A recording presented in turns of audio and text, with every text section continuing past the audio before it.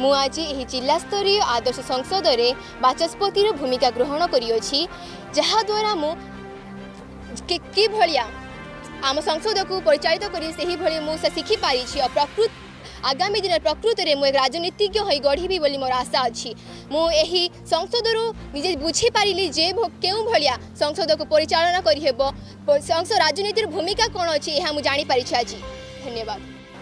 हाँ आज सबू पीएमसी विद्यालय जो आम जिले में अच्छे 11 गोटी विद्यालय अच्छी से विद्यालय आम चयनित पिला आज आसी गोटे मॉडल पार्लियामेंट मक पार्लियामेंट ये कर कार्यक्रम पिला सिटीजनशिप विषय गणतंत्र विषय और देश किभली चली संसद किभली चली से समय विस्तृत ज्ञान पाइपर।